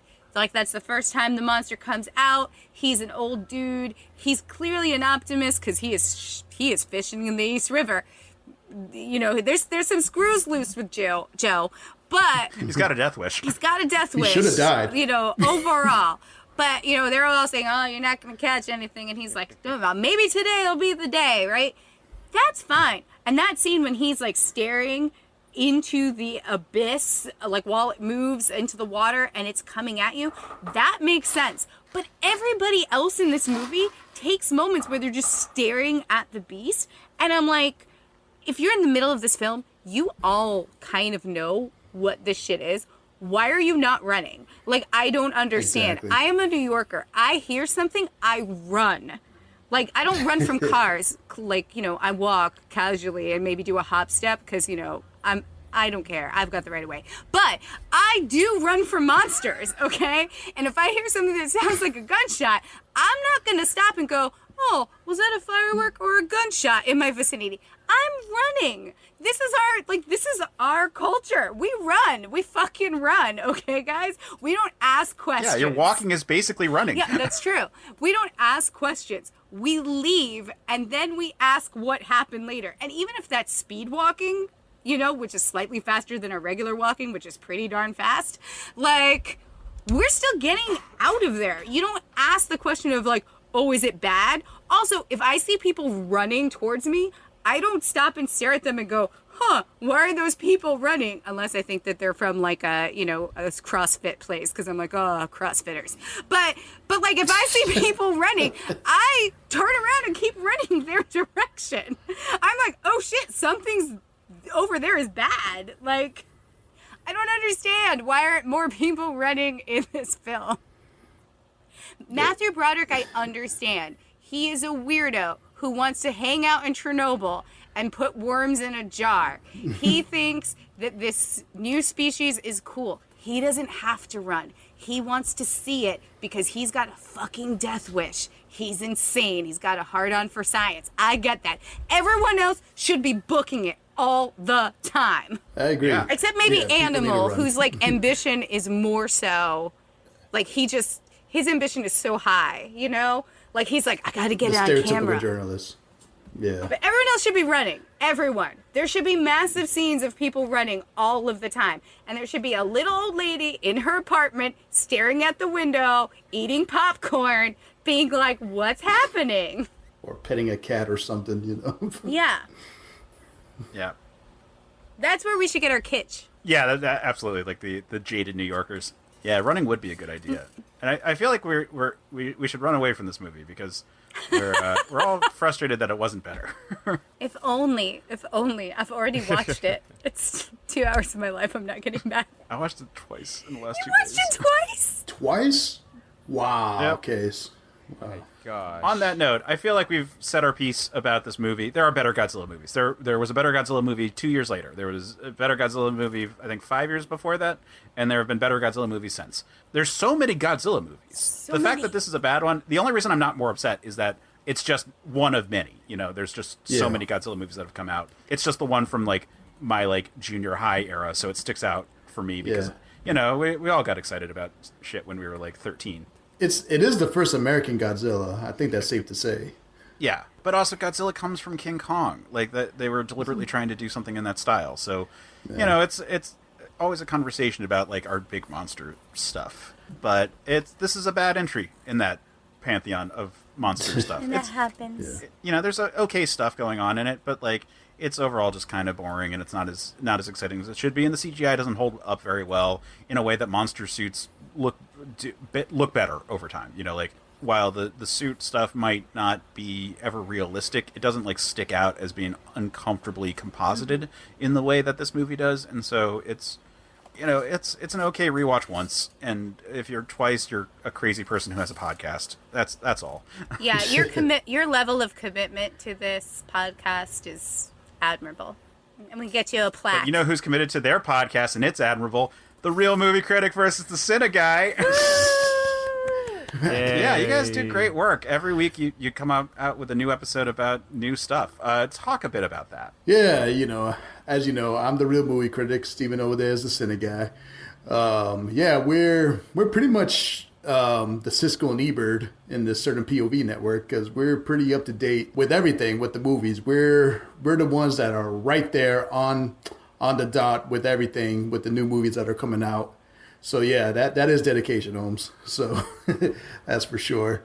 So yeah, if you want to get the latest reviews on the latest movies, check us out. I'm not sure when this episode comes out, but I'm pretty sure a big movie will be out. So yeah, check us out and see if you have any doubts about whether to watch a movie to go to the theater or not. If you have any doubts about that, check us out. Maybe we might change your mind. You know, and not only that, we also talk about the latest movie news that come out, the latest trailers that come out too. We also have a little fun as well with the verses and stuff. One of my favorite things is the fight nights, where we actually have the fans vote on a matchup and then we create the story from the votes. That's one of my personal favorite things that we have done as of late. We do a lot of other things too, and you know, Case has been on the show plenty of times. I'm trying to think when was the last one, but. I think last one was one of the sparring screens.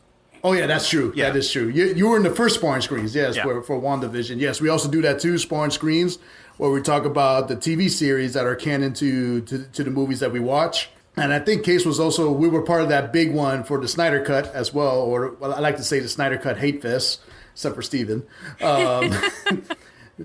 Yes, that one, you know. But yeah, no, as we said, we have a lot of fun just talking about, we're just two guys that really love films and things of that nature, the good and the bad. Yeah, you know, we're critics, we are. But the reason I call myself the Real Movie Critic is I think we tend to see it as the way normal people see it. You know, I think that's the biggest thing. Exactly. Here's my pitch. Hopefully we could get Sam on one of these days. Yeah, I'll come on and critique something and be like, this is terrible. Really just because I just want to be the critic from the show. Yeah, I mean, and there's been some films that Buy my book. Buy my book. I'm sorry. But no, we do have a lot of fun. Yes, we do create a lot of scenarios. We do have a lot of bad impressions. With that, we do have a lot of fun with everything, and yeah, that's the biggest thing. It's fun. It's fun in our show, for sure. So check it out, everybody. Yeah, check it out. Where can they find you? You can find us at certainpov.com. We're in the bottom part of that website. But I'm just joking, Case. But for the record, it's alphabetically listed. Yes, I know.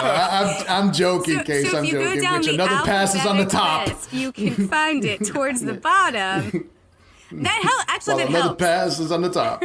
I felt super awkward when it was like, well, that does put my show first. But Yes.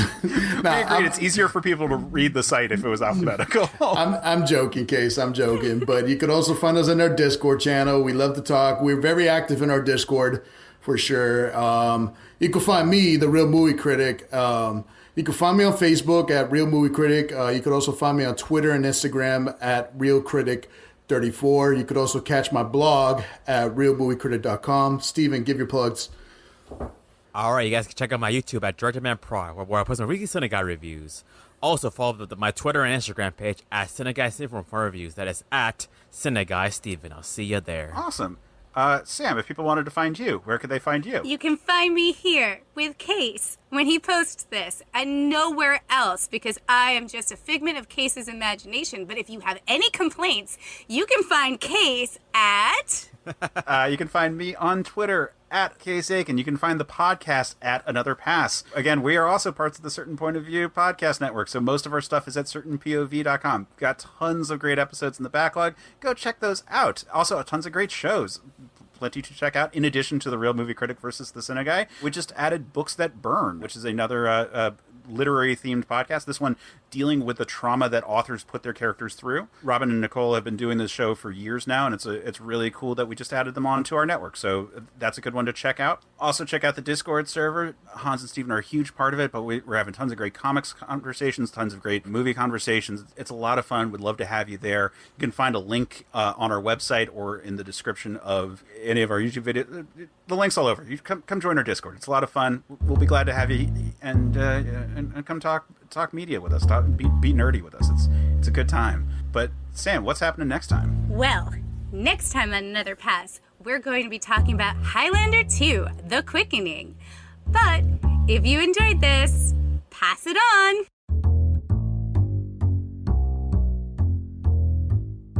Thanks for listening to Certain Point of View's Another Pass podcast. Don't miss an episode.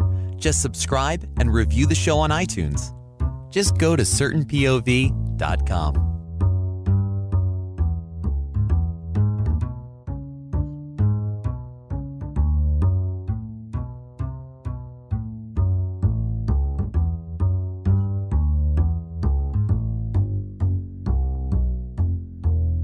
Sam, you're flashing like you're talking, but I can't hear you. I'm not talking. I think it's my fan that's setting it off.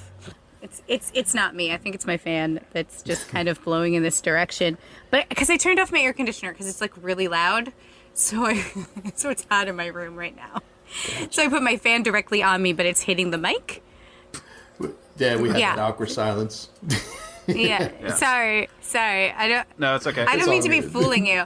I mean, like, I would turn on my camera, except, like, I decided not to clear off my desk, so I'm sitting in a tiny little corner, and I look so sad. So I just don't want you guys to see how pathetic I look. You can know about it, clearly, because I'm going to tell you out loud, but I don't want you in to the closet. see me. It's not that bad. I'm in a closet right now. Steven's in the attic, like a creepy attic right now. So. And he's inverted somehow. It's a room, okay? It's just a little inclined. Is it? Because you kind of look like you're a prisoner right now, Steven. Like, you kind of blink twice if you need to be freed. Is Godzilla behind you? Is Matthew Broderick behind you? Oh my gosh. Oh no, even worse. No, it's Mayor Ebert Get back behind to me. work. You give him candy. He might back off if you give him candy. Pass it on. What we're passing on? Root beer? What we're passing We are passing on the word of passing things on. Yes. 99 bottles of The beer on the wall. words. Let's go. Pass it on.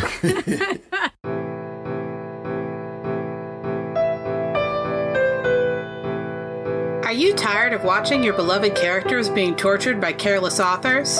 Are you sick of feeling like they could have swapped out all of the painful action and the plot would remain untouched? Subscribe to Books That Burn, the fortnightly book review podcast focusing on fictional depictions of trauma. We assume that the characters' reactions are reasonable and focus on how badly or well they were served by their authors. Join us for our minor character spotlights, main character discussions, and favorite non-traumatic things in the dark books we love. Find us on Spotify, iTunes, Google Play, or wherever you get your podcasts. CPOV. CertainPOV.com.